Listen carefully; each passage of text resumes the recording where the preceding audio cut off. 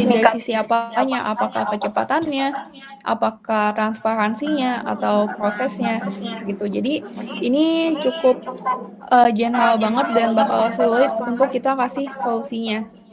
Nah, yang kedua mungkin aku bahas yang, too narrow dulu juga. Yang too narrow ini atau yang terlalu spesifik, misalnya how might we make the fees of international payments stand out more on the summary screen. Ini jadi kita udah posisinya kita udah tahu solusinya itu kita harus, nampilin si, harga international payment-nya ini supaya lebih jelas di summary screen-nya. Itu kan kayak kita udah tahu solusinya dulu baru kita, propose problem-nya kan, jadi kebalik gitu. Nah, kalau ini terlalu spesifik. Sementara kita harus dapat sweet spot-nya, yang balance antara nggak terlalu general dan nggak terlalu spesifik juga. Contohnya itu, how might we make the fees of international payments more transparent? Jadi kita tahu, mmm, experience yang mau kita tingkatin itu, berupa kita ningkatin transparansinya, tapi kita juga belum kita masih open to ideas gitu. Kita nggak ngasih tahu solusinya langsung, tapi ketemu problemnya apa, gitu. Nah, terakhir untuk ideation framework-nya, mungkin yang aku show di sini cuman beberapa aja, tapi sebenarnya tuh masih ada banyak banget framework-framework yang bisa kalian pakai, buat ideation gitu. Nah, next-nya itu ada impact effort diagram. Impact effort diagram ini, biasanya kita udah ngelakuin how might we ini, terus kita, analisis nih impact effort-nya. Kayak impact-nya itu, effort yang perlu kita keluarin sebesar apa dan impact yang dihasilin dari solusi itu tuh seberapa besar, gitu. Jadi, biasanya urutannya itu yang paling diutamain untuk kalian, terapin yang ada di, ujung kiri atas ini. Dia low effort tapi high impact, makanya dia namanya quick atau easy wins. Nah, sementara kalau yang ada di pojok kanan ini dia high effort dan high impact. Jadi, dia tuh kita butuh effort yang banyak banget, tapi emang impact-nya tinggi gitu. Makanya dia walaupun output-nya bagus, tapi resikonya juga gede gitu, banyak hal yang harus dipertaruhin. Makanya ini jadi prioritas yang kedua setelah yang easy wins. Next-nya ada yang fill in. Ini kalau misalkan yang effort-nya rendah, tapi juga impact-nya rendah juga. Jadi, ya good to have, tapi nggak yang must have banget, gitu. Nah, terakhir yang, di pojok kanan ini, dia high effort tapi low impact. Nah, untuk solusi-solusi yang ada di pojok kanan ini, better atau harusnya jangan di jangan dijadiin solusi gitu, karena kita udah ngasih banyak effort tapi ujung-ujungnya impact-nya rendah juga gitu. Jadi nggak ada impact yang gede baik untuk bisnis maupun untuk, problem yang lagi kita, mau coba tanganin gitu. Nah, itu buat impact effort diagram. Nah, kalau untuk aplikasinya gimana kalau untuk di lomba? Sebenarnya untuk, kayak yang tadi aku mention, framework-framework ini itu baru beberapa aja dari banyaknya framework gitu. Sebenarnya ada banyak, ada kayak competitor analysis dan lain-lain. Nah, itu biasanya di slide deck hasil dari hasil dari aplikasi kalian, biasanya bakal dibikin dalam bentuk PPT gitu. Di PPT itu kalian bakal perlu nge-show, research apa aja atau proses apa aja dan analisis apa aja yang udah kalian lakuin untuk ngasilin produk final kalian gitu. Nah, nanti kayak kalian bisa pakai tools kayak Miro atau, Figma Jam yang, isinya analisis-analisis ini, kayak pertanyaan-pertanyaan how might we, atau impact effort diagram, atau SWOT analysis, dan framework-framework lainnya, gitu. Nah, paling segitu aja sih buat yang ideation, next-nya lanjut ke Kamel. Oke, thank you Natasha. Nah, buat selanjutnya aku yang lanjutin ya. Nah, jadi setelah tadi ngebahas tentang apa itu BIC, terus tentang ideation. Nah, kita masuk nih setelah ideation, kita perlu identifikasi problemnya atau masalahnya gitu kan ya.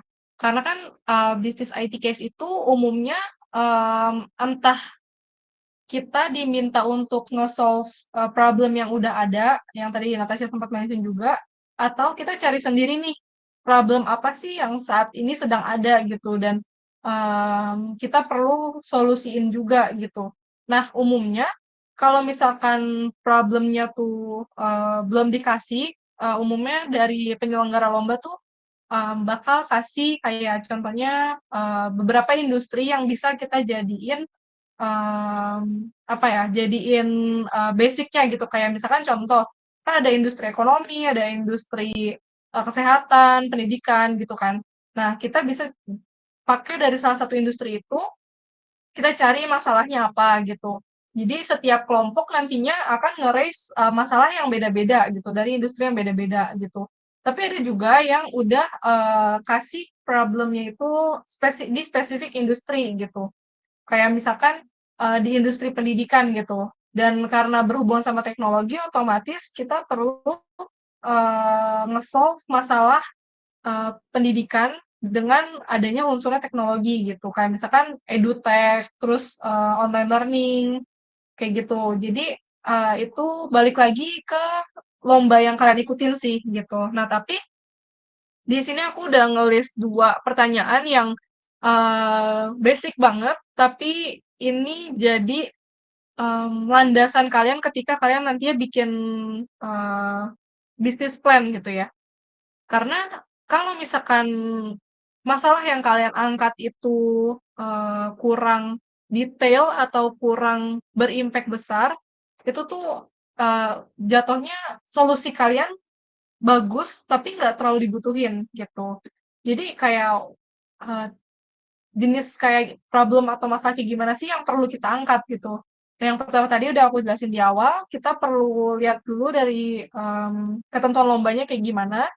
Yang kedua itu, problemnya itu, eee, mencakup, skopnya tuh apa aja, gitu. Skop problem ini tuh apa aja, dan kira-kira problem ini, bisa kalian atasi nggak, gitu, dengan, eee, sebatas bisnis plan, gitu.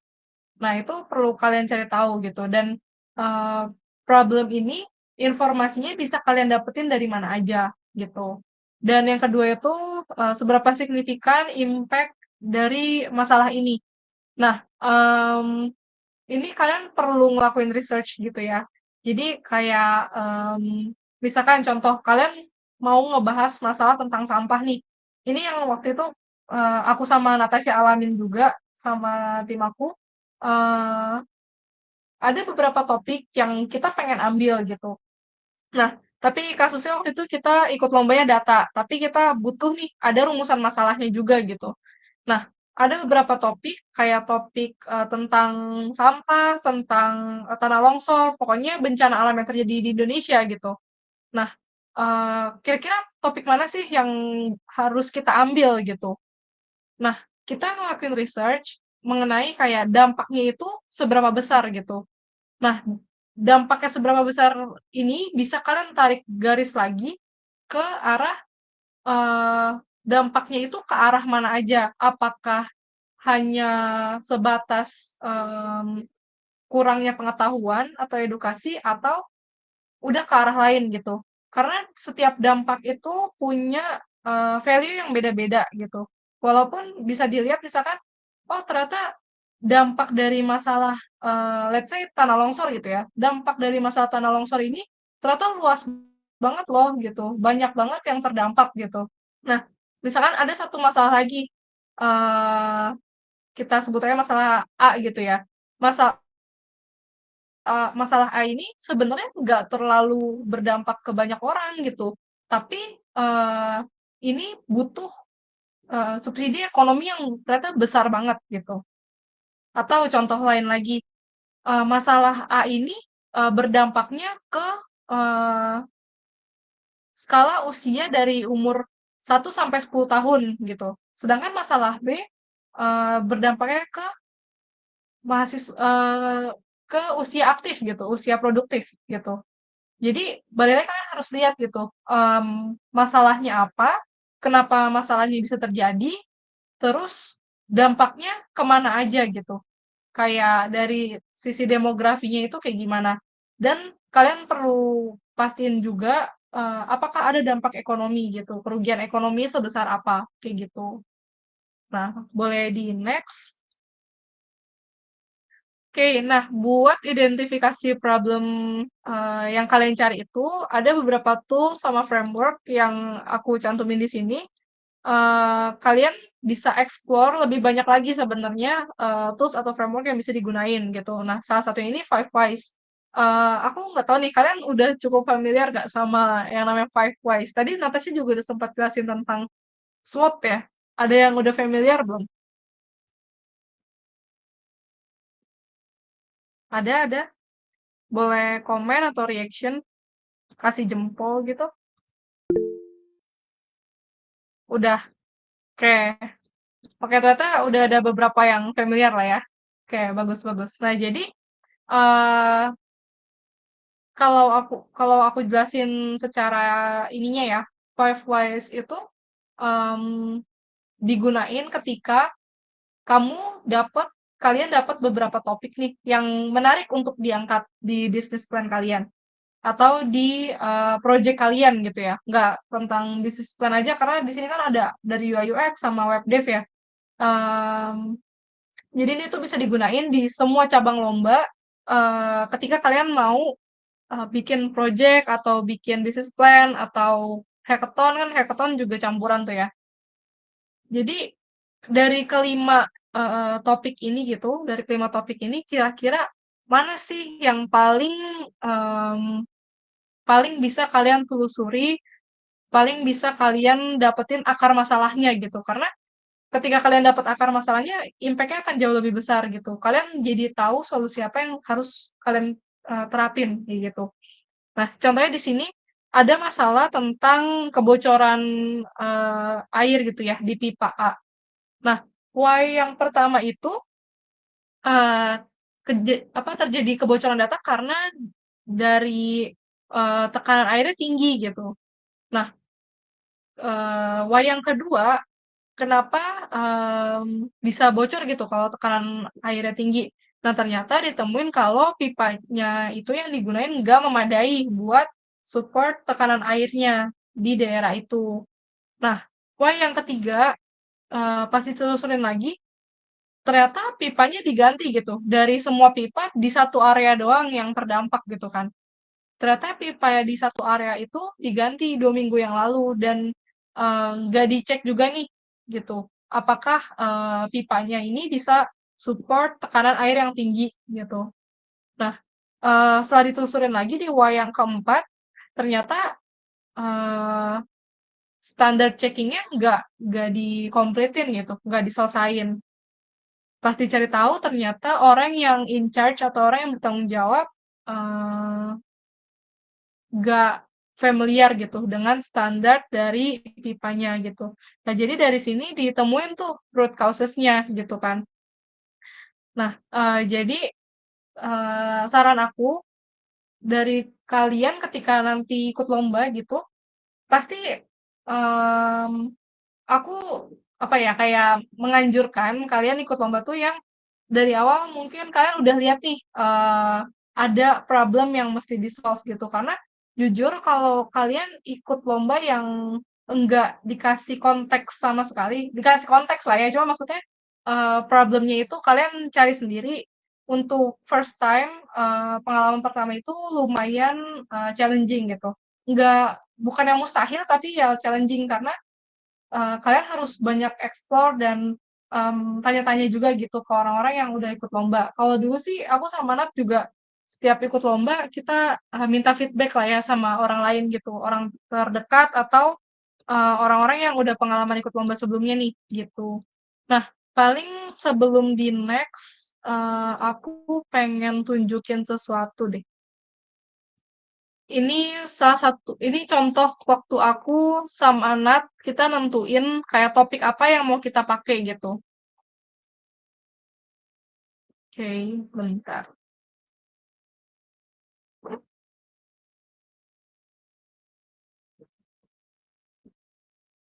Oke. Nah, ini contohnya ya. Udah masuk belum share screen aku? Oke. Nah, Jadi waktu ikut lomba ini nama lombanya IBE Datathon, ini lomba data, tapi kita perlu nentuin topik gitu. Nah, topiknya itu ada telco, superstore, terus ada beberapa lagi deh, ada 5 gitu. Nah, tapi dari semua yang kita, lihat, topiknya, kita pilih 2 gitu, pilih 2 topik yang kira-kira bisa kita ambil gitu. Nah, ini ada tentang credit card transaction fraud detection, terus data science job posting, Google Play Store apps, terus Superstore sales data set, sama yang terakhir telco gitu. Nah, jadi cara kita nentuinnya tuh pertama kita cari tahu dulu nih potensial visualization-nya gimana. Karena kan kita ikut lomba data ya, jadi kan uh, end end product-nya yang kita akan submit itu berupa visualisasi datanya gitu. Nah, jadi kita cari tahu apa yang kira-kira bisa kita visualisasiin gitu. Nah, kemudian kita cari nih pros and cons dari setiap topik gitu. Nah, yang mau aku highlight di sini buat kalian, ketika nanti kalian nentuin topik, kalian list gitu pros and cons-nya. Karena bisa aja topiknya oke nih, topiknya impact-nya gede, tapi kalian dapetin datanya susah gitu. Dapetin datanya susah gimana? Nanti kita bahas di um, next materi gitu ya, di slide berikutnya. Jadi ketika kalian nyari data nggak semudah itu nih atau mungkin ke narasumber ataupun dari sisi respondennya susah gitu. Nggak semudah itu untuk kalian dapetin. Sedangkan deadline lomba itu udah deket gitu misalkan. Nah jadi kalian bisa list pros and cons-nya apa dan dari pros and cons yang udah di list nanti kalian bisa tentuin gitu. Kira-kira yang mana yang paling sedikit, cons-nya dan, kalian paling pede lah gitu, kalian paling pede dan itu emang impact-nya juga besar, kayak gitu. Oke. Nah, terus di situ aku juga cari, minta feedback nih dari orang-orang terdekat atau orang-orang yang emang punya pengalaman juga gitu di bidangnya. Kayak, kalau dari pandangan mereka tuh gimana kalau materi yang kita bawa ini. Nah, ini aku coba present satu lagi ya.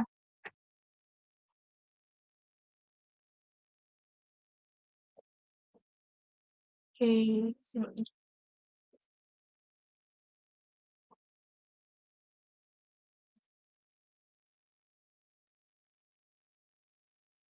oke, udah masuk share screen-nya?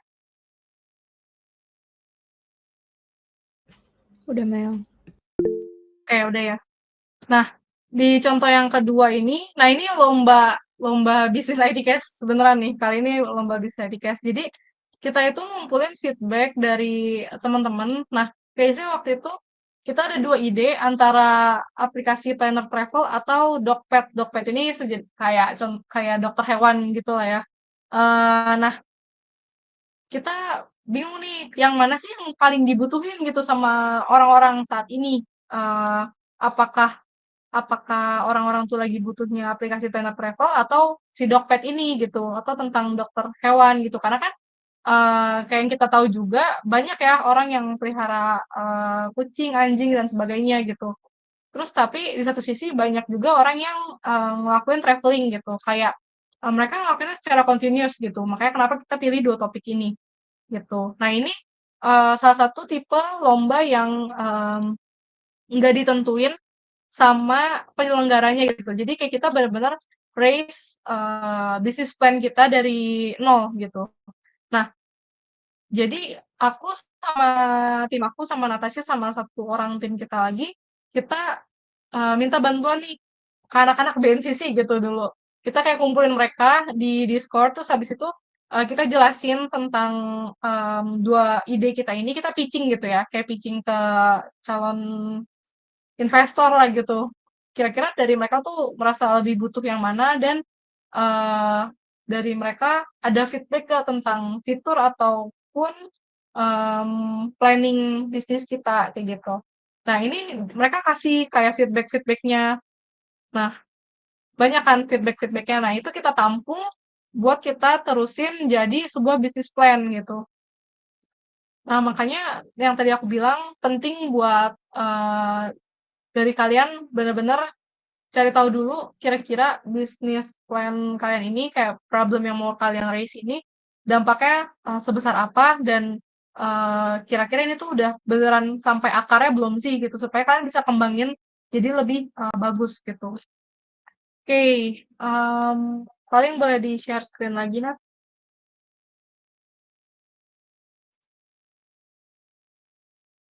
Oke, boleh di-next. Nah, selanjutnya tentang value proposition canvas ya. Nah, ini sebelum aku jelasin tentang value proposition canvas, tentang yang tadi ada yang mau tanya dulu nggak? Atau masih aman?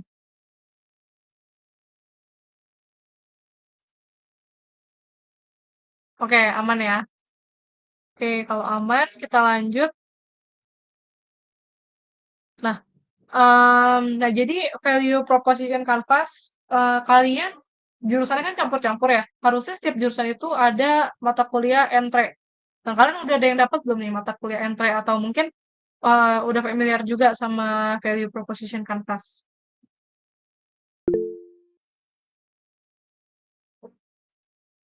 Boleh di-react atau komen. Udah ya? Oke, berarti udah ada yang dapat materi mata kuliah entre ya. Nah, oh ada yang baru dapat juga. Oke, ya semoga ini bisa membantu pas kalian nyusun tugas entrenya ya. Nah, jadi value proposition canvas itu apa sih? Nah, jadi value proposition canvas ini digunain untuk kalian tuh tahu produk kalian ini menyelesaikan masalah customer profile kalian atau enggak gitu. Customer profile kalian itu adalah orang-orang yang jadi target market kalian gitu, yang dilihat berdasarkan demografis. Nah, produk and services di kiri ini apa? Ini adalah produk kalian beserta fitur-fitur yang kalian punya di produk kalian gitu. Nah, untuk gain creators ini adalah kelebihan produk kalian yang bisa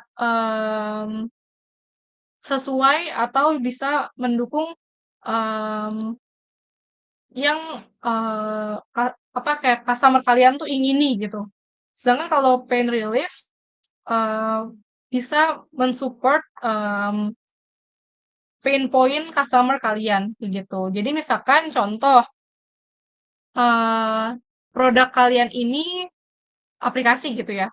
Eee, produknya tuh adalah aplikasi. Nah, aplikasi aplikasi ini kalau aku contoh tadi dari misalkan yang ide pertama gitu ya, dari yang travel itu salah satu fiturnya itu ada fitur itinerary misalkan. Jadi kalian bisa nge-list itinerary bareng sama teman-teman kalian gitu. Nah, kira-kira dari fitur-fitur yang kita punya ini nge-solve kebutuhan mereka nggak sih gitu? Karena kan ketika kalian bikin value proposition canvas ini, kalian butuh bikin user persona juga gitu.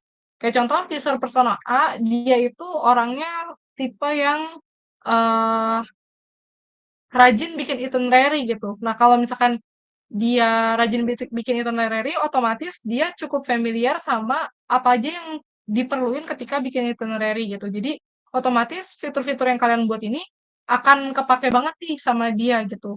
Tapi sedangkan buat mereka yang nggak cukup familiar, jadi butuh eh, user interface yang lebih simple atau fitur-fitur yang lebih simple tapi bisa memenuhi kebutuhannya si user kayak gitu. Nah, boleh di next. Oke, selanjutnya bisnis model canvas. Nah, bisnis model canvas ini adalah eh, satu deck yang menjelaskan tentang produk kalian secara keseluruhan. Kenapa aku bilang secara keseluruhan? Kalau tadi value proposition canvas itu lebih ke arah fitur-fitur yang ada di produk kalian gitu ya, atau kelebihan dan kekurangan produk kalian. Kalau di sini itu bener-bener kalian perlu tahu stakeholder-nya siapa aja gitu. Kayak key partner-nya apa, terus key activity-nya apa.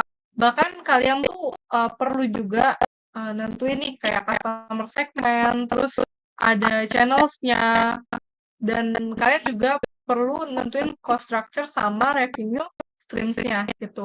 Nah, ini udah ada contohnya juga.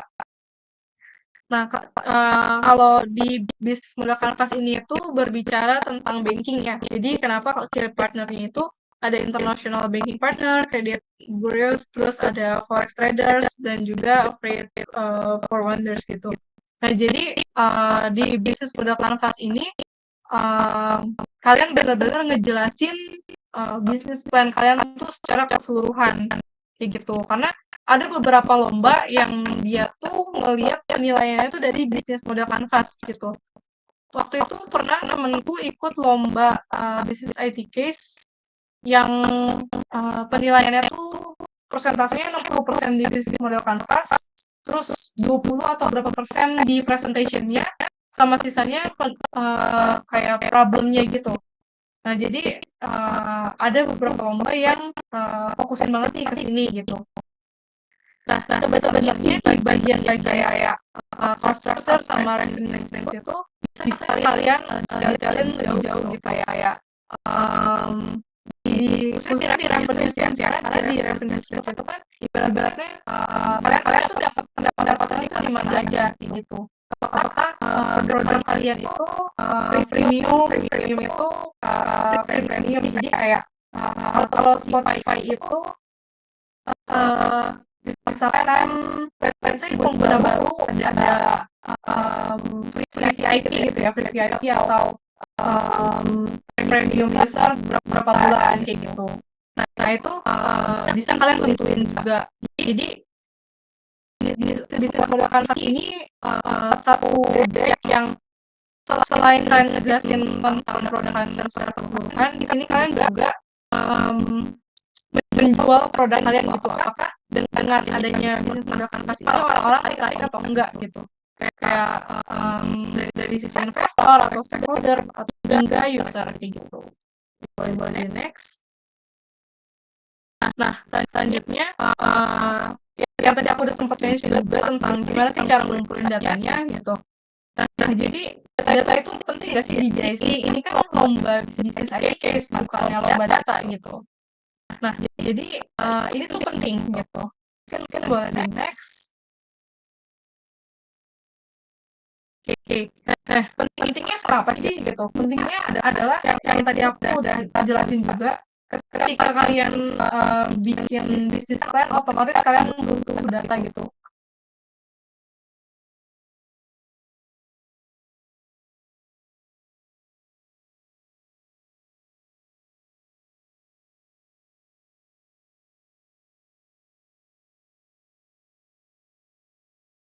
Kalau misalkan nggak ada data, kalian akan yaudah bikin promotion A, bikin event B, bikin strategi A, B, C gitu. Tapi ya udah nggak kena sasaran gitu, kayak peluru yang tembak asal-asalan aja gitu. Belum tentu kena sesuai target kalian gitu. Nah, jadi data itu sendiri ada dua tipe ya, ada primary data sama secondary data. Nah, apa sih bedanya primary data sama secondary data? Primary data itu data yang kalian dapetin secara langsung. Ini dilakuin juga waktu pengerjaan bisnis IT case aku sama Natasha dan tim aku ya gitu.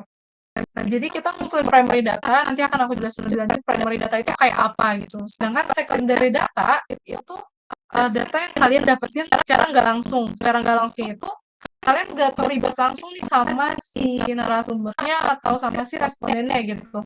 Kalian bisa dapetin ini dari research, kayak studi literatur gitu. Kalian cari di internet, cari di jurnal kayak gitu. Nah, by the way, untuk pembahasan data gathering di sesi kali ini, apa ya? Aku ngerasa ini penting banget selain untuk lomba. Nanti itu kan kalian akan dapat mata kuliah research gitu ya, yang nantinya akan melakukan skripsi juga. Jadi kalian boleh fokus dan ngedengerin dengan saksama dan tanya aja kalau misalkan emang mau ditanyain gitu, ada yang bingung atau gimana, karena waktu pengalaman skripsi aku kemarin banyak teman-teman aku yang bahkan dia bingung gitu, kayak primary data tuh apa sih, secondary data tuh apa sih, terus metode penelitian apa sih yang tepat buat topik skripsi mereka kayak gitu. Nah, jadi yang tadi aku udah jelasin, primary data sama secondary data ini umumnya selalu digunakan gitu, selalu digunakan kedua-duanya. Tapi secondary data itu dia bersifat melengkapi si primary data. Yang primary data ini bersifat wajib yang perlu kalian dapetin, mau itu ketika kalian skripsi atau lomba kayak gitu. Boleh di next. Nah, jadi gimana cara ngedapetin primary data? Cara ngedapetin primary data itu bisa dengan berbagai cara. Ada di sini aku ada 6. Yang pertama itu survei. Kalian bisa ngelakuin survei. Survei itu bisa survei lapangan, bisa survei ke narasumber atau responden kalian, dan juga bisa kalian ngeliat kayak bukan survei lapangan gitu, tapi misalkan dari secara online kayak gitu. Nah, kalian bisa ngelakuin observasi juga, ini kurang lebih sama kayak survei, cuma bedanya kalau observasi itu lebih ke arah dokumen gitu ya, data dan data-data report dan sebagainya. Terus ada eksperimen, personal interview, focus group discussion. Ini focus group discussion yang aku lakuin sama Natasha waktu yang aku tanya-tanya ke teman-teman di BNCC gitu. Kayak kita gather feedback mereka gitu. Kita kumpulin di satu waktu yang sama, lewat satu channel yang sama yaitu Discord atau kayak gini di Google Meet juga bisa. Eee, jadi setiap orang itu ngedenger feedback dari orang lain juga gitu. Jatuhnya focus group discussion-nya lebih, mmm, ada 2 inilah ya, ada 2 sudut pandang. Yang pertama lebih menguntungkan karena, mmm, feedback si A bisa dibenarkan oleh si B, bisa disetujui oleh si B gitu. Kayak, lebih nambah, sudut pandang baru gitu. Tapi minusnya adalah, bisa aja narasumber B sama C ini ngikut-ngikut ke A aja gitu. Makanya penting kalian harus nentuin, narasumber kalian, siapa kayak gitu atau, responden kalian itu siapa gitu. Bukan orang yang asal-asalan ngasih data, tapi orang yang benar-benar, ngasih datanya dengan komprehensif gitu. Dan yang terakhir itu ada questionnaires. Nah, ini questionnaires yang biasa dilakuin, ketika kalian, pengen cari tahu ini ya, statistik gitu, dan umumnya dilakuin juga di lomba BIC, gitu. Boleh next. Nah, primary data itu kebagi jadi 2, ada quantitative research sama qualitative.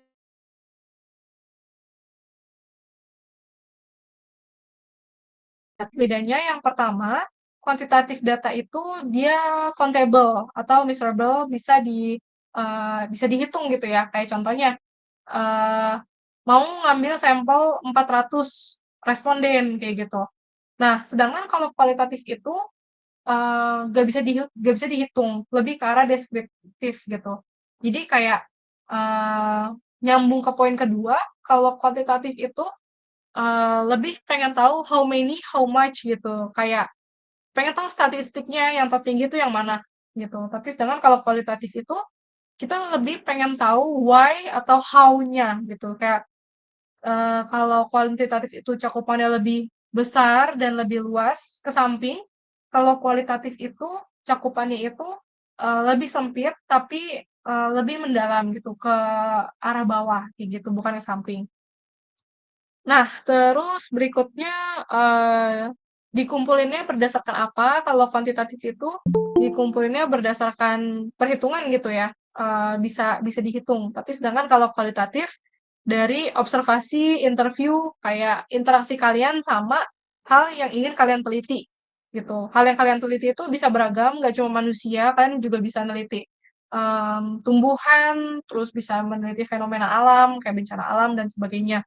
Gitu. Nah, ini berkaitan juga nanti sama topik apa sih yang kalian ikut lombakan gitu. Terus yang terakhir itu, kalau quantitative, research, dia dianalisanya menggunakan analisis statistik yang tadi aku udah bilang, sedangkan kalau kualitatif itu, berdasarkan, grouping dari pemaknaan sebuah kategori atau tema gitu. Kayak contohnya, kalau misalkan kuantitatif harusnya udah lebih jelas ya statistik, misalkan, yang menggunakan internet itu paling banyak rentang umur berapa sih gitu. Nah, itu kan statistik ya udah kelihatan jelas gitu. Sedangkan kalau, kualitatif contohnya itu, kita punya beberapa narasumber dari kelompok umur. Dari jawaban-jawaban mereka, kita pengen tahu kayak mereka menggunakan internet itu untuk tujuan apa, kayak gitu. Jadi nanti setiap grup, usia misalkan atau setiap, demografi yang kalian tentuin itu, mmm, kita lihat nih, misalkan contoh tentang umur, anak SD gitu ya, berarti umur sekitar 7 sampai 12 tahun gitu let's say, mereka itu menggunakan internet buat nonton YouTube Melon gitu misalkan. Nah, sedangkan untuk rentang umur, SMP sampai SMA itu misalkan mereka buat nonton anime atau buat, research tugas dan sebagainya, kayak gitu. Jadi, lebih ke arah kalian cari-cari tahu nih, kenapanya dan gimananya kalau di kualitatif, gitu. Boleh di-next, Kak? Oke. Nah, buat pengumpulan data yang tadi metodenya itu ada secondary data yang aku udah sempat jelasin di awal juga. Dan secondary data ini terdiri dari beberapa hal. Contohnya ada sensus dari buku juga, website, journal article, online research, organizational record, sama government publication.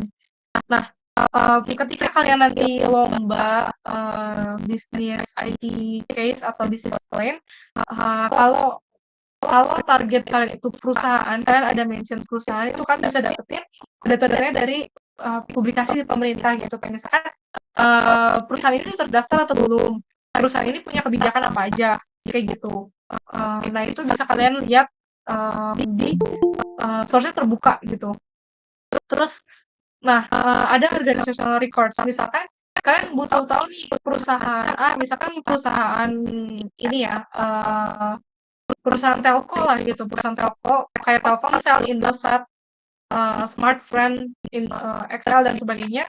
Mereka ini tuh datanya kayak customer churn-nya tuh kayak apa? Customer churn itu customer yang tadinya berlangganan, terus tiba-tiba jadi nggak berlangganan gitu. Kayak pengen tahu nih grafiknya kayak gimana dan sebagainya. Nah itu kalian bisa gunain kalau datanya di provide sama si company-nya ketika kalian ikutin lombanya. Tapi kalau misalkan enggak, kalian bisa cari di internet apakah data tersebut bisa diakses gitu. Biasanya sih kalau di lomba-lomba itu dikasih ya kayak kalian bisa cari source-nya dari sini sini sini gitu.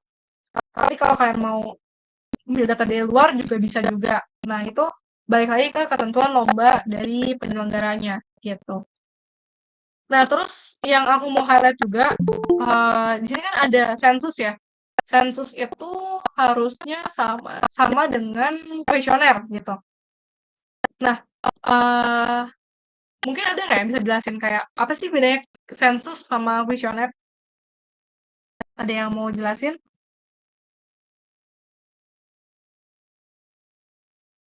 Ada yang tahu ada yang tahu? Atau belum tahu? Oke, aku anggap belum tahu ya.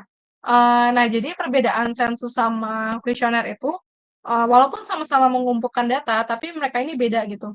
Kalau sensus, datanya lebih luas gitu, cakupannya lebih luas, makanya kenapa itu jadi secondary data.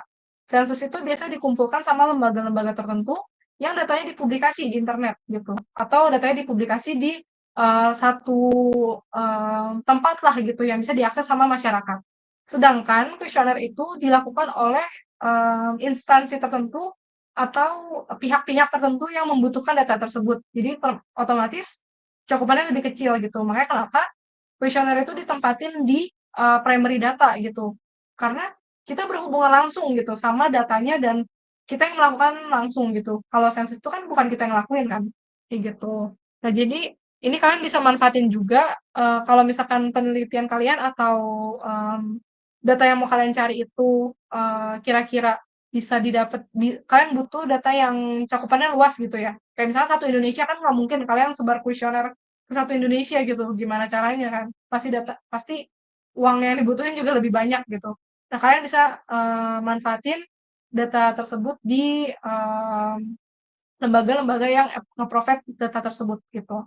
Tapi kalau misalkan datanya yang kalian butuhin juga, masih kayak ruang lingkupnya lebih kecil, kalian bisa lakuin itu sendiri, gitu. Boleh di-next. Oke, nah penjelasan tentang, data segitu aja, paling lanjutnya dari Natasha lagi ya. Thank you. Oke, thank you Kamel. Nah, next-nya, mungkin ini terakhir kita bakal bahas kayak metode yang paling sering dipakai di perlombaan gitu, khususnya BIC sama UI UX juga kepakai banget. Di web dev juga kepakai. Nah, di sini ada Lean Startup sama Design Thinking. Nah, mungkin aku mau tanya dulu dong, ada nggak yang udah pernah coba pakai atau seenggaknya pernah dengar atau pernah tahu gitu tentang konsep dua ini? Mungkin boleh raise hand atau emot aja. Oke, ada yang udah tahu. Oke, oke. Mungkin aku assume ada yang udah tahu, tapi mungkin ada yang masih asing juga ya. Nah, kita bakal bahas dulu mungkin pertama buat yang Lean Startup dulu. Nah, untuk konsep yang Lean Startup ini sebenarnya paling banyak dipakai di cabang lomba BIC. Kalau untuk UI UX sama web dev mungkin nggak gitu kepake, karena konsep Lean Startup ini lebih ke gimana kita ngasilin minimum viable product, kayak produk dengan effort paling rendah tapi bisa punya impact paling tinggi yang bisa kita rilis ke publik gitu. Jadi untuk Lean Startup ini, di sini mungkin aku bakal bahas singkat aja, karena kita bakal bahas deep dive lagi di pertemuan-pertemuan selanjutnya. Jadi untuk konsep, proses utamanya itu pertama dimulai dari tahap kita ada idea, lalu kita build dulu, gitu. Jadi kita, mulai dari ngembangin solusinya, terus kita dari solusi ini kita ngasilin produknya, biasanya kita sebutnya MVP atau minimum viable products, lalu dari produk yang udah kita hasilin ini, kita coba uji nih, kita coba testing ke user, ke masyarakat, atau orang-orang yang mungkin bisa terdampak dari produk kita. Nah, dari hasil uji coba itu kita nanti bakal dapat data, kayak gimana sih feedback dari orang-orang yang udah coba sama produk kita, apakah ada feedback, apakah, produknya udah oke, apa ada yang kurang. Nah, dari feedback itu nanti kita bakal pakai untuk kita pelajarin lebih lanjut, dan dari proses kita evaluasi ini, kita bakal ngasilin ide baru dan proses ini bakal iteratif, bakal terus berulang sampai nantinya hasilnya MVP ini bakal terus dikembangin sampai jadi produk yang mateng gitu. Nah, biasanya kalau di perlombaan kita bakal dimintanya, berupa MVP-nya aja gitu, kayak mungkin tadi Kamel udah nge-share juga yang ada bisnis model kanvas, biasanya kita bakal diminta bikin itu, karena bisnis model kanvas itu udah sekaligus ngewakilin MVP-nya, kayak produk yang mau kita rilis tuh berupa apa, terus customer segmen-nya kayak gimana, cost structure-nya kayak gimana. Jadi itu kayak istilahnya tuh initial release dari aplikasi atau produk yang kita buat, gitu. Nah, harapannya mungkin nanti kalau misalkan, let's say kita menang ataupun nggak menang, produk itu bisa kita iterasi lagi supaya bisa berkembang, untuk ke depannya lagi, gitu. Nah, konsep yang kedua itu ada yang namanya design thinking. Nah, design thinking ini juga harusnya, udah mungkin kalian pernah dengar juga atau di matkul Empre juga bakal dapet. Jadi design thinking ini khususnya kepakai banget di UI UX. Kalau design thinking ini dia lebih fokus ke tahap empathize-nya, karena dia benar-benar peduliin, gimana sih, personanya user, terus, gimana perasaannya user, user journey, dan lain-lain gitu. Makanya, prosesnya itu dimulai dari empathize, gimana kita gather problem dari user yang mungkin ada pengaruhnya ke produk yang mau kita buat, lalu kita define nih problemnya ada apa aja. Nah, dari define ini kita, baru ideate, ideate mungkin solusi yang bisa cocok sama masalah yang udah kita define based on kondisi user-nya. Nah, dari ideate ini kita bikin prototype-nya, dan dari prototype yang udah kita buat, kita bakal testing, testing metodenya sendiri ada banyak, bisa ke user-nya, bisa A/B testing, dan lain-lain gitu. Nah, untuk design thinking gitu, mungkin aku juga nggak bakal deep dive banget karena nanti bakal kita bahas di next pertemuan juga. Nah, untuk, Mungkin sekarang kita bingung nih, ada 2 konsep, ada lean startup, ada design thinking. Bedanya apa dan kapan kita pakainya, gitu. Nah, mungkin kalau tadi kalian udah lihat dari 2 ini, ada, poin yang ngebedain banget, gitu. Kalau untuk konsep lean startup sendiri, dia kan dimulai dari kita propose solusinya dulu, baru kita tes, terus kita nemu nih problemnya di mana, baru kita benerin lagi kan. Jadi kita makanya itu, banyak orang-orang sebut itu push model. Jadi kita push dulu kasih solusinya, baru habis itu kita perbaikin based on response dari market. Sementara kalau design thinking itu, kebalikannya, dia pull model. Jadi kalau kita lihat di sini, kita benar-benar define problem-nya dulu di awal. Kita perform analisis mendalam, research mendalam buat dapet problem-problem yang, dimilikin sama user atau target user dari aplikasi kita. Baru habis itu kita, propose solusinya. Makanya namanya pull problem karena kita start dari, dapetin problemnya dan baru kita ngasih solusinya based on problem itu, gitu. Sebenarnya dua-duanya sama-sama dimulai dari tahap ideation, cuman kalau lean startup dia lebih fokus ke low effort, high impact. Kalau design thinking dia mungkin effort-nya bakal lebih tinggi karena kita perform, research dulu yang cukup mendalam, baru abis itu kita kasih solusinya. Nah, terus kalau lean startup, dia juga fokusnya itu rapid prototyping dan juga market testing. Jadi kita bakal perbaruin terus prototype-nya, dan juga kita ngelakuin testing, terus diiterasi lagi gitu. Dari hasil feedback market testing, kita prototyping lagi, terus dites lagi, terus prototyping lagi, gitu. Sementara kalau design thinking, kita benar-benar based on empathy dan juga problem identification. Jadi, fokusnya itu di problem identification-nya banget.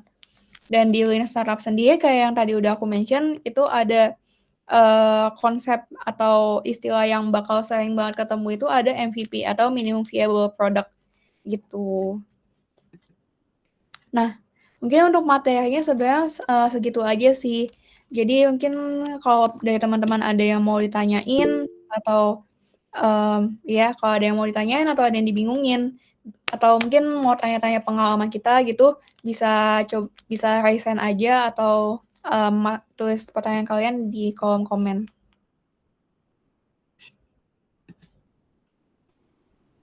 Mungkin dari teman-teman ada yang mau tanya?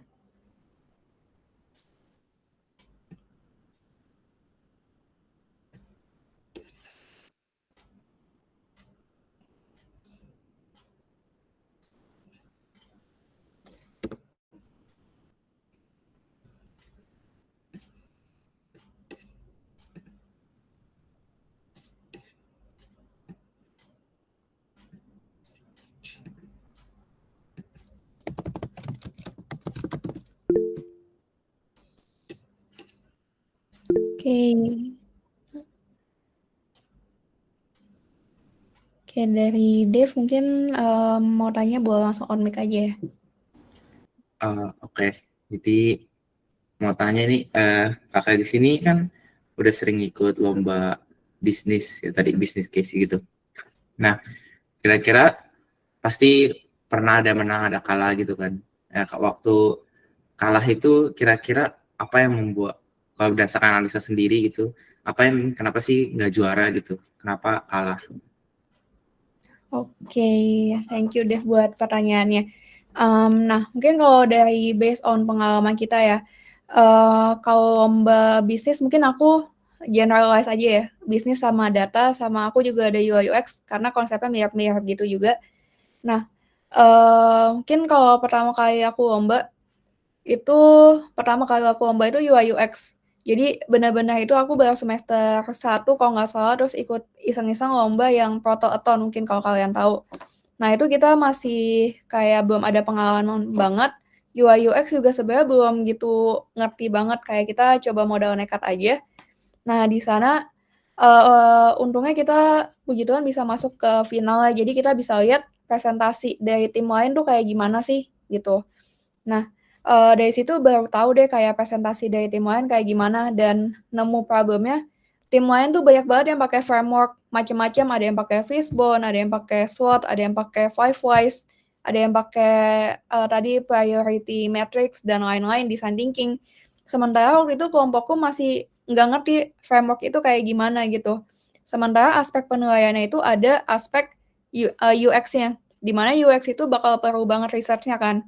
Nah itu kita udah minus 1 poin di aspek penilaian UX gitu. Dan emang hasilnya kita juga kalah gitu, tapi seenggaknya masuk ke top 10-nya. Nah, mungkin itu salah satu pengalaman lomba pertama aku. Jadi mungkin key takeaways yang pertama itu perhatiin, biasanya kalau kalian join lomba tuh kan bakal dikasih kayak aspek penilaiannya kan. Mungkin kalau web dev tuh ada kayak clean code-nya atau kayak problem-nya atau hasil UI-nya gitu. Nah, aspek penilaian itu yang perlu kalian fokusin gitu. Kayak misalkan kalian udah jadi aplikasi kalian, terus kalian lihat aspek ini kurang nggak ya, aspek ini kurang nggak ya. Nah, itu bisa jadi kalian buat evaluasi sebelum kalian submit gitu. Terus evaluasi lainnya itu kita kurang research sama matrix yang kita pakai, framework yang kita pakai juga kurang gitu. Makanya kesannya jadi, oh ini aplikasinya kayak kurang riset nih, kurang data gitu. Jadi data atau riset itu juga penting banget. Sama ini sih, presentasi final itu juga penting banget.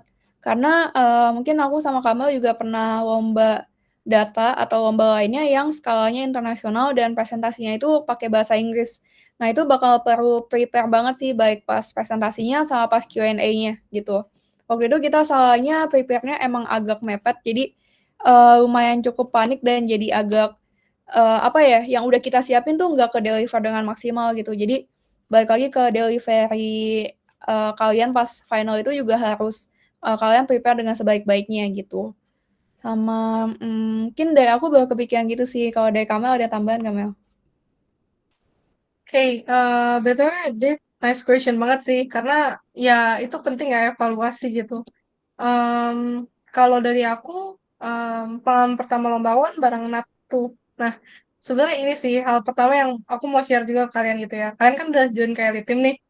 Bagi aku sayang kalau misalnya kalian udah join Elite Team, tapi kalian gak ikut lomba sama sekali bareng sekali gitu. Nggak pernah sama sekali tuh sayang banget. Karena kalau kalian ngelihatnya berdasarkan kayak, aduh tugas kuliah lagi padat nih gitu, atau aduh tugas ini lagi banyak nih gitu, itu nggak akan nemu waktunya gitu. Aku waktu sama Natasha ikut lomba itu, waktu kayaknya pas kita ujian ya, Nat. Pas kita ujian atau pokoknya sekitar bulan Oktober November lah itu UAS kalau nggak salah, UAS atau UTS gitu. Jadi sambil sambil lomba gitu.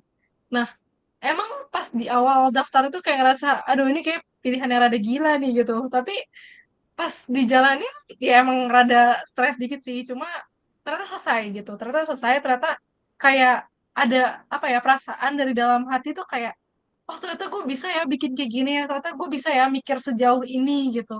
Dan itu tuh salah satu cara kalian, cara kita, cara aku terutama ngasah otak aku untuk ngikutin lomba kayak gitu. Dan first experience itu penting banget karena dari situ kalian jadi lebih punya apa ya, ibaratnya kalian kalau baru mau berenang, kalian kan takut-takut gitu ya kayak, aduh ini dalam nggak ya, ntar dingin nggak ya gitu.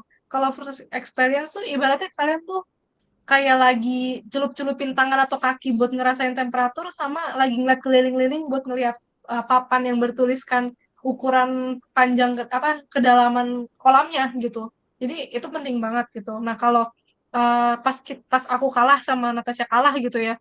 Kayak apa sih yang kita pelajarin selain yang tadi di-mention sama Natasha? Ini sih kalian eh kadang di setiap lomba itu beda-beda. Ada yang mereka nyediain mentor, ada juga yang enggak gitu. Nah, ketika kalian nggak disediain mentor, carilah mentor yang bisa dipercaya gitu. Yang pasti harus orang yang pernah ngikutin cabang lomba yang sama ya gitu. Kayak misalkan dari webdev nih, kalian webdev tapi ikut lombanya hackathon gitu. Kan beda sama lomba IT yang programming, misalkan kayak bikin web atau bikin apa gitu. Beda sama yang hackathon, karena hackathon itu bener-bener poin untuk kalian planning apa yang mau kalian buat itu penting banget gitu. UI UX juga beda lagi gitu. Nah, Jadi penting buat nyari mentor yang emang udah berpengalaman di bidang itu gitu. Baik itu dari BNCC atau dari kampus gitu. Tapi di BNCC itu udah banyak lah orang-orang yang pengalaman ikut lomba. Jadi kalian boleh tanya-tanya karena ya kita terbuka gitu. Kita sediain platform buat kalian belajar kayak gitu. Nah, tapi kalau misalkan em, disediain mentornya dari penyelenggaranya gitu ya. Ini salah satu pengalaman yang agak lucu sih aku sama Nat kemarin pas ikut lomba. Jadi, mentornya ini dia emang mentor di bidang waktu itu lomba yang aku ikutin kebetulan data yang dikasih mentor. Dia ini, orang data juga gitu. Tapi pas kita ada satu pertanyaan yang timbul gitu ya, kayak ini, visualisasi data yang perlu kita masukin kayak gimana ya? Apakah storytelling atau benar-benar data kayak di apa sih, kayak pemerintahan gitu yang data-data semua gitu, lebih oke yang mana gitu. Karena mentor kita orang BRIN yang basically dia orang, apa ya, orang data tapi di pemerintahan gitu ya. Dia lebih, terbiasa sama dashboard yang ya udah ngasih lihat grafik-grafik gitu. Sedangkan ternyata lomba yang kita ikutin itu lebih, ke arah ngelihat audiensnya itu kan nggak semua orang yang ngerti tentang data gitu kan, orang awam juga ngelihat gitu. Otomatis lebih prefer ke, storytelling gitu, lebih lebih oke storytelling kayak gitu. Jadi, kalian perlu lihat juga nanti ketika misalnya kalian dapat mentor, kalian lihatlah background mentor kalian tuh seperti apa, kayak gitu. Dan cari best practice-nya gitu, jangan bener-bener ngikutin plek ketiplek kata mentor kalian gitu. Tetep kalian harus cari tahu yang saat ini tuh yang tren kayak gimana dan yang dibutuhin tuh kayak gimana, gitu. Paling kalau dari aku yang kepikiran baru itu sih, sisanya udah oh, sama satu lagi, mmm, presentasi ketika kalian harus bikin, slide deck untuk presentasi, itu usahakan seminimalis mungkin gitu, jangan yang kalian, apa sih, orang baru ngeliatnya udah pusing gitu, kebanyakan tulisan atau warnanya belentang-belentong gitu kan, kayak ngejreng sana sini gitu. Kayak, mungkin ini nggak masuk aspek penilaian, tapi di-notice sama juri, kayak mereka itu akan ngerasa, ya kalian bayangin deh, kalian ngeliat slide deck yang warnanya banyak banget, font-nya nggak beraturan, sama yang clean gitu, yang ya udah warnanya 2 warna doang atau 3 warna doang, terus habis itu font-nya juga jelas gitu yang mudah dibaca. Kalian kan pasti lebih milih yang itu dong gitu, kayak lebih enak buat kalian review gitu. Nah itu emang nggak berpengaruh secara langsung ke penilaiannya, kayak ke persentase penilaian, tapi itu jadi, apa ya, jadi plus poin supaya informasi kalian tersampaikan, secara maksimal, kayak gitu sih. Paling dari aku itu aja sih, gitu. Sama Balikin lagi ke Nata. aku juga mau nambahin satu lagi sih, tadi ke-mention Kamel juga, kayak kalau misalkan kalian awal-awal mau join lomba, terus takut, "Oh nanti kalau nggak menang gimana ya?" Nah itu jangan jangan sekali-sekali berpikiran kayak gitu. Karena pertama kali kalian join lomba kalau kalian menang itu kalian OP dan jago sama hoki banget gitu. Karena rata-rata temen aku yang udah biasa lomba juara 1, juara 2, juara 1, juara 2, itu tuh mereka dulunya juga kalah, nggak sekali doang, nggak 2 kali doang, bisa 3, 4, 5 kali, baru mereka bisa sampai menang juara 1, 2, gitu. Jadi saran aku sama Kamel sih kalian perbanyak pengalaman lomba dulu aja, apalagi kalau kalian bisa nyampe final kayak top 10, top 15 gitu, biasanya kalian bakal bisa lihat presentasi dari tim lain juga. Dari situ kayak kalian bisa evaluate mana aja sih yang bagus, mana aja yang kurang, gitu sih. Dari Dev kira-kira menjawab nggak atau ada follow up question lagi? Iya udah cukup menjawab sih. Tapi ada satu tambahan lagi kali ya. Kan I dari bidang UI UX gitu. Nah, kira-kira ada nggak sih kayak latihan atau apa yang bisa dipersiapkan sebelum lomba gitu loh. Jadi Oh. kita nanti pas lomba tuh udah lebih prepare gitu loh. Oke, kalau latihan ya, UI UX sebelumnya aku pernah ikut lomba, nggak sampai juara 3 tapi pernah sampai top 10. Nah tergantung lombanya. Waktu itu kalau pertama aku join yang Prototon, itu kita diminta buat submit pertama tuh, prototype-nya aja. Jadi belum jadi masih wireframe-nya lah, belum jadi high fidelity-nya gitu. Jadi waktu itu kayak kita coba lihat-lihat gimana sih cara bikin wireframe yang, bagus kayak gimana gitu.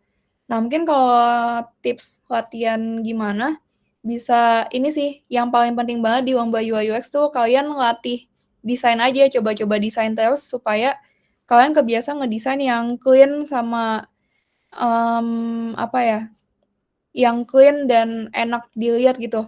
Karena, pas aku lomba kedua, waktu itu kita udah nyampe top 10 dan presentasi kan.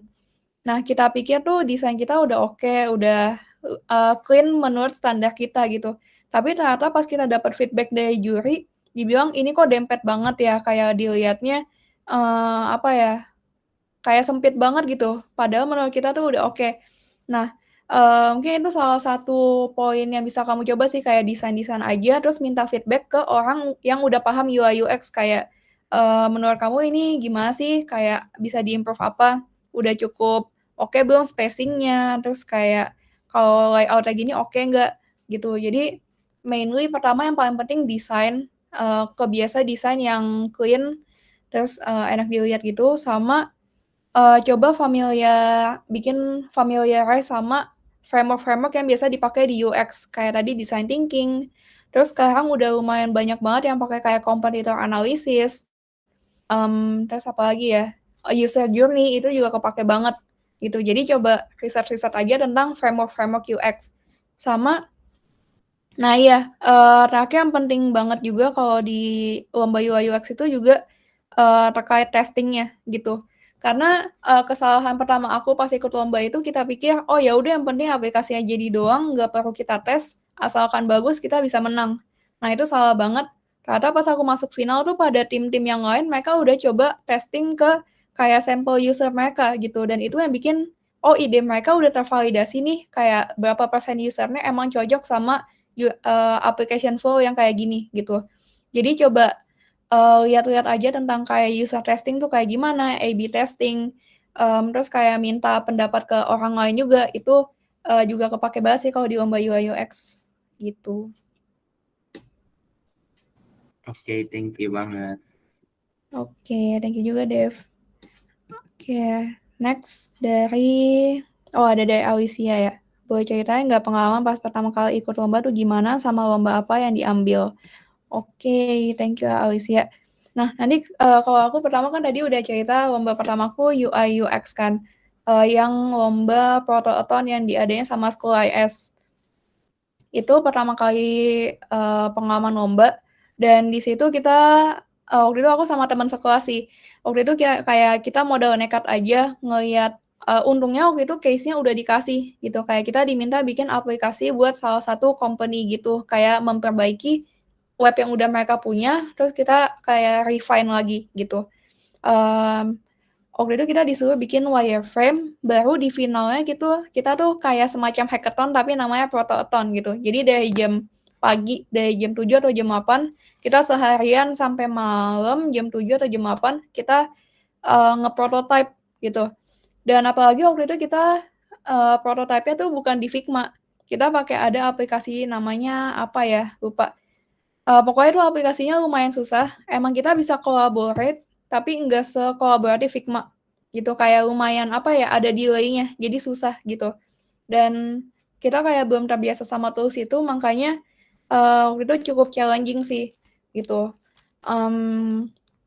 Terus itu juga lomba skala internasional, jadi, kita juga perlu presentasinya in English dan iya, gitu sih. Tapi ya sebagai pengalaman lomba pertama kayak lumayan banyak belajar banget, apalagi itu presentasinya open open ke semua tim, jadi kita bisa lihat tim yang menang tuh yang kayak gimana.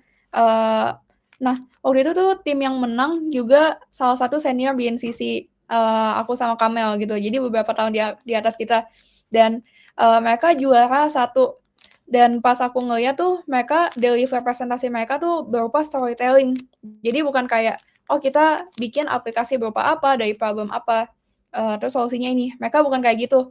Mereka opening-nya kayak, "Hai kenalin ini Budi," gitu. Terus Budi adalah kayak pekerja misalkan petani dan dia punya masalah, misalkan dia susah buat nge-track, kapan padinya ini udah siap buat dipanen gitu. Nah, terus dari situ mereka baru kenalin solusi mereka.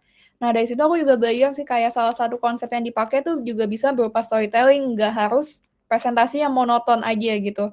Nah, itu sih kalau pengalaman pertama aku gitu. Kalau Mel gimana Mel?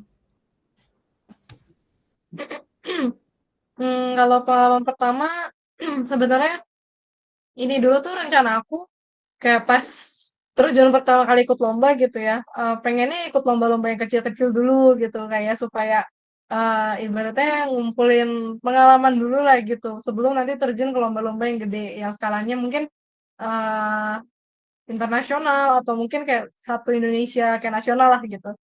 Nah, tapi kenyataannya waktu itu aku sama Natasha tuh, pertama kali aku ikut lomba itu bareng Natasha ya. Jadi pertama kali kita ikutnya langsung yang internasional gitu. Terus, udah gitu selain karena bahasa, itu juga kayak apa ya, lomba yang besar gitu diselenggarain sama ASEAN gitu. Kayak bahkan dari awal aku udah langsung mikir, "Ini apa bisa ya?" Gitu. Terus kayak ya udah akhirnya dijalanin aja, ternyata kita lolos ke top 10 final gitu. Jadi, nanti, kalau misalnya lolos lagi kita, baru antar negara gitu. Nah, jadi kita cuma sampai lolos di tahap regional ya, regional final itu top 10, tapi itu bagi aku pengalaman yang wow banget gitu, kayak kita bisa tahu nih kayak, waktu lomba yang diselenggarain sama ASEAN itu kan jurinya dari berbagai negara gitu. Nah, karena juri dari berbagai negara, kita jadi, tahu sudut pandang mereka tuh gimana sih gitu, tentang kayak case yang diangkat, kayak gitu. Dan concern mereka tuh apa aja terhadap apa yang kita raise gitu, baik itu cara kita presentasi, baik itu masalah yang kita angkat, atau solusi yang kita kasih, itu kayak kita jadi tahu cara pandang mereka tuh gimana. Dan itu jadi pengalaman yang ibaratnya next-nya kalau lomba lagi, lomba internasional lagi, setidaknya udah tahu nih kayak flow-nya kayak gimana gitu, dan apa aja yang perlu disiapin banget. Nah, eee, tapi setelah, eee, ikut lomba itu, aku lupa kayaknya kalau nggak salah lomba kedua juga internasional ya? Langsung internasional ya? Iya. Jadi lomba kedua tuh ternyata internasional juga, padahal aku udah bilang sama Nat, "Nat, ini kayaknya kalau kita lombanya yang nasional kayaknya menang deh," gitu. Karena, apa ya, eee, aku tuh sama Nat sebisa mungkin ngeluangin waktu buat kayak cari-cari pertanyaan apa aja sih yang kira-kira bakal ditanyain gitu, pertanyaan-pertanyaan yang susah, terus kita siapin dulu jawabannya gitu. Nah, tapi karena itu yang kita ikutin, lomba internasional juga, cuma Natasha udah cukup familiar sama ininya, sama, eee, software yang digunain, jadi ya udah akhirnya kita gas gitu. Tapi, mmm, ternyata, eee waktu itu kenapa ya, Nat? Gue lupa deh, waktu yang lomba kedua itu yang dataton berarti? Kita dapat feedback apa sih dari jurinya? Hmm, Oh, kayaknya lebih ke contoh ya? Kasih contoh ya? lupa deh. Oh ini, aku ingat. Jadi intinya, kita tuh ngegunain ini lombanya data sih, tapi ya semoga bisa di-relate-kan lah ya ke kalian gitu. Kayak kita gunain, algoritma market basket analysis gitu. Jadi sebenarnya yang kita ambil ini udah bagus dan kita tuh sebenarnya tahu kenapa kita ngambil ini dan arahnya akan kemana gitu kalau ditanya. Cuma sayangnya di presentasi kita itu, kita sama di apa sih, ibaratnya di dashboard kita itu kita nggak cantumin nih contoh eksaknya tuh kayak apa gitu, contoh yang bener-bener, terjadinya yang kita harapkan seperti apa gitu. Nah, jadi itu yang di-komen sih waktu itu, kayak, next time ya bisa dikasih contohnya gitu. Tapi selain itu, nggak ada masalah, semuanya oke. Akhirnya juara 3 gitu, second runner up waktu itu, gitu. Nah, jadi kayak udah beberapa nih lomba yang kita ikutin, mau yang menang, mau yang kalah gitu. Nah,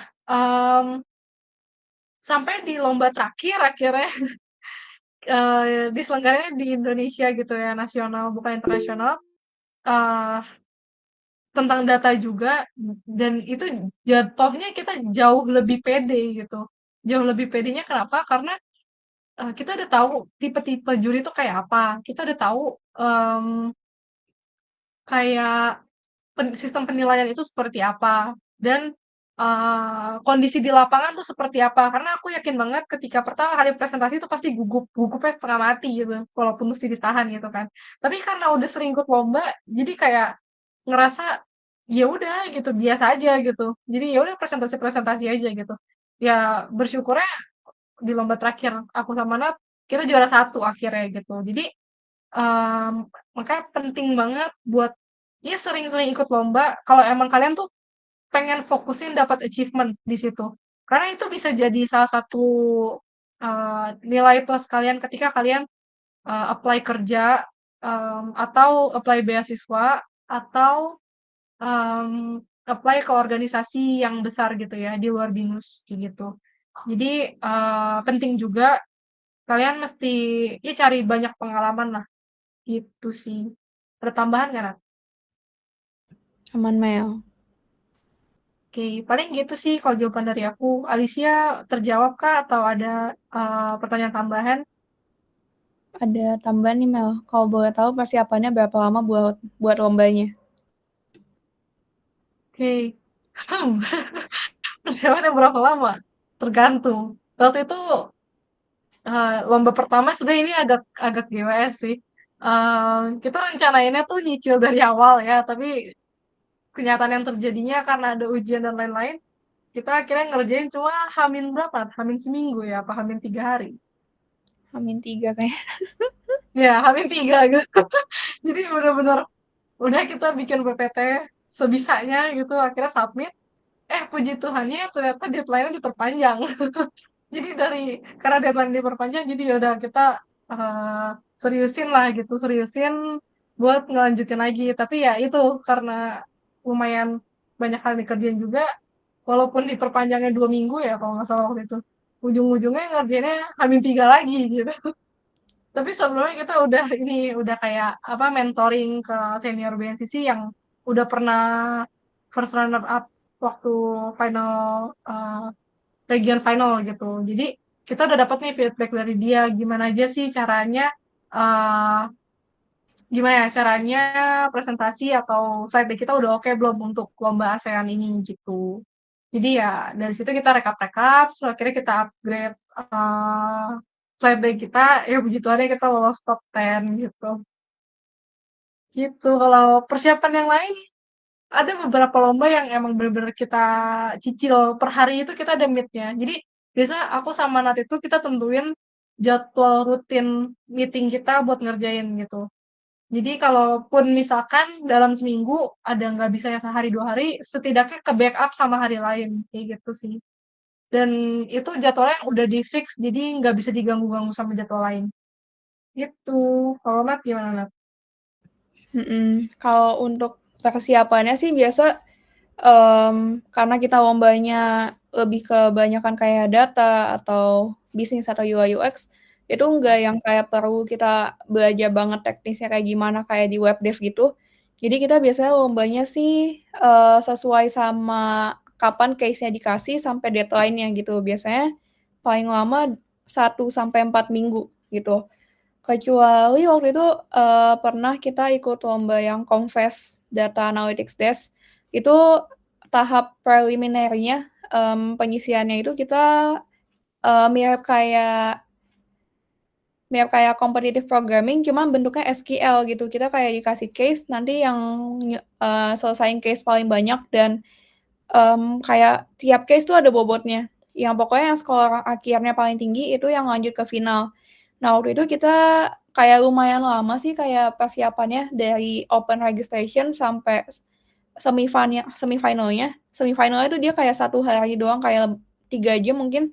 Itu kayak kita persiapannya lumayan lama sih, mungkin kayak seminggu sekali atau seminggu 2 kali kita ketemuan coba ngerjain case bareng, kalau ada yang bingungin kita kayak coba tanya-tanya atau kalau ada yang bisa kita saling sharing gitu kayak caranya gimana, gitu sih.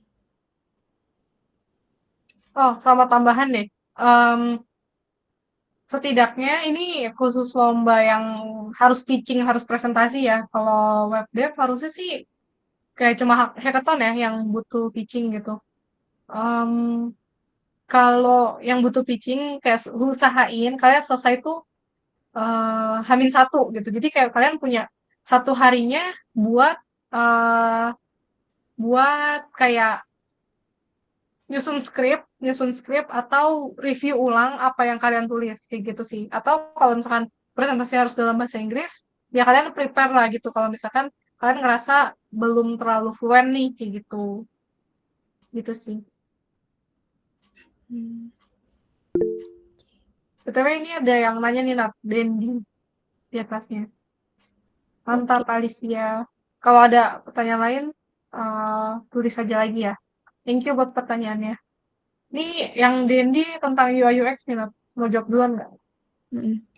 Oke, mungkin nggak penilaian di cabang UI UX itu subjektif. Misal kita udah sangat mencukupi semua elemen dan ketentuannya, dan desainnya juga udah sangat efektif.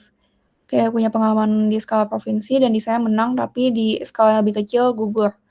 Oke, nah kalau UI UX bisa banget subjektif, karena namanya desain itu bakal bisa subjektif banget kan. Kayak menurut aku bagus, tapi menurut Kamel kurang, itu bisa banget.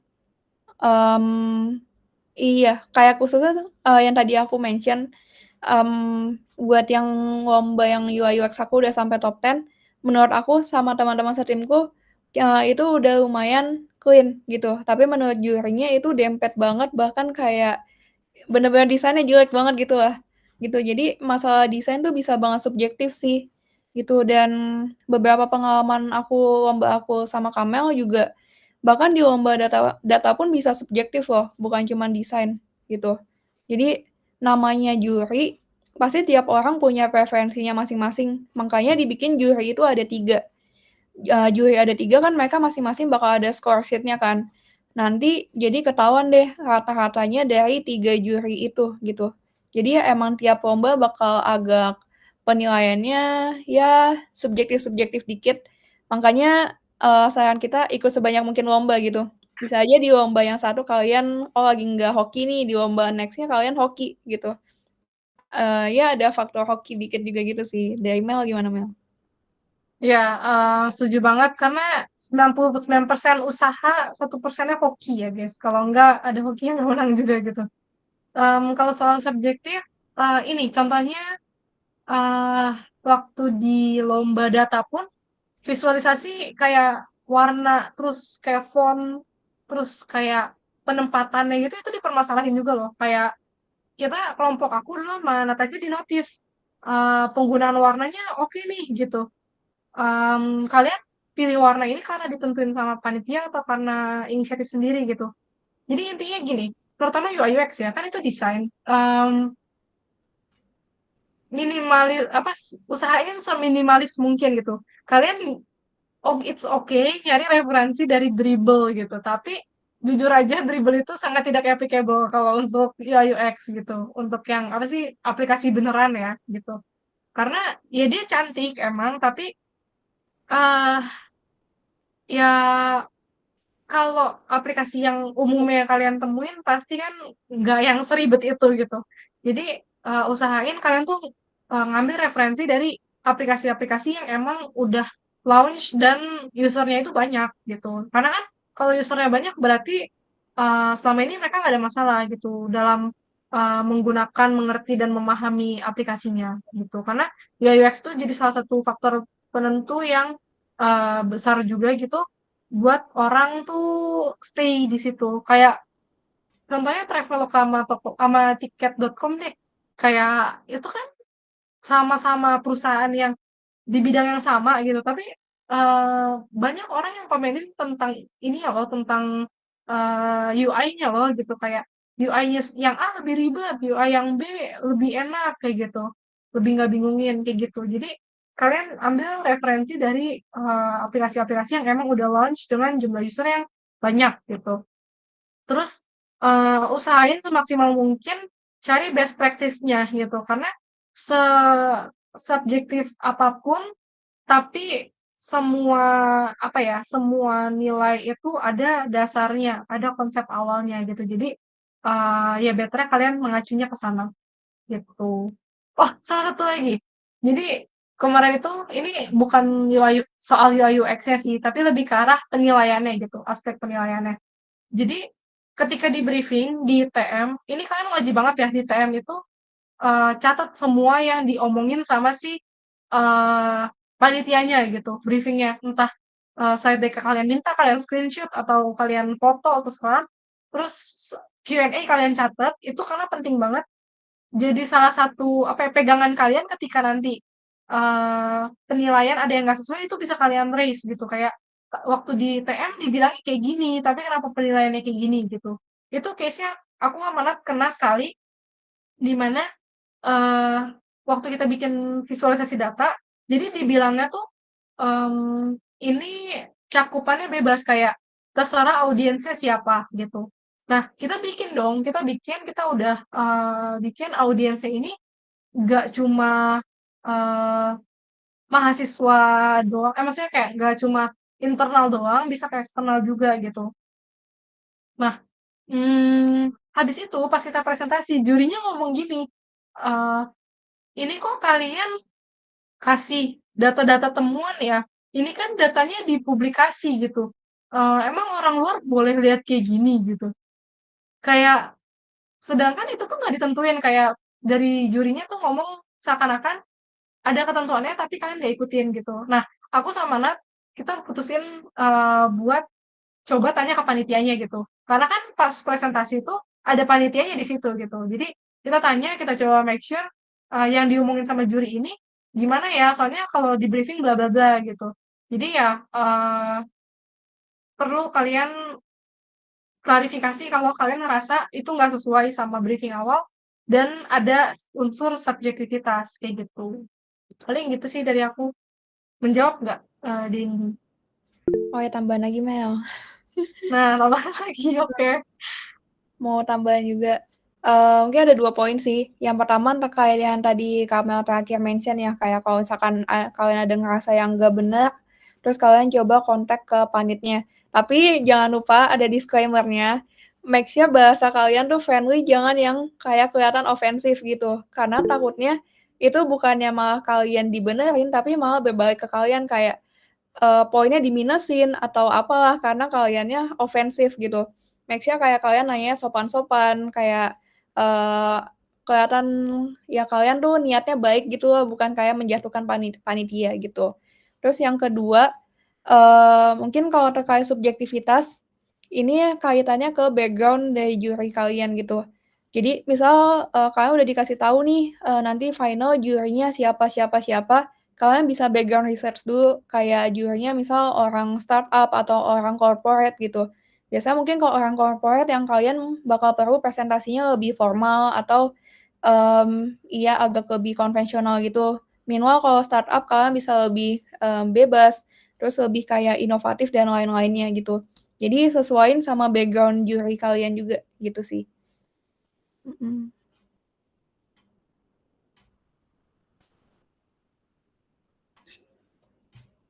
Oke, dari teman-teman yang lain ada yang mau tanya lagi Kak? Atau, mungkin kalau udah nggak ada aku balikin ke Amanda lagi kali ya?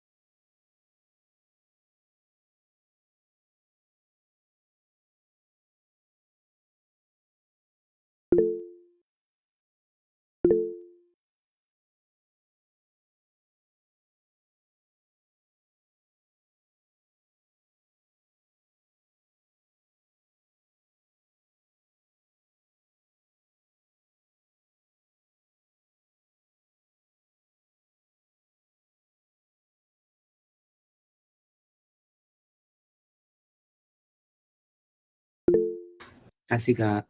Thank you, Kak. Thank you, Kak. Ya, thank you semuanya. Thank you, Kak. Thank you Kak. Thank Thank you, Kak.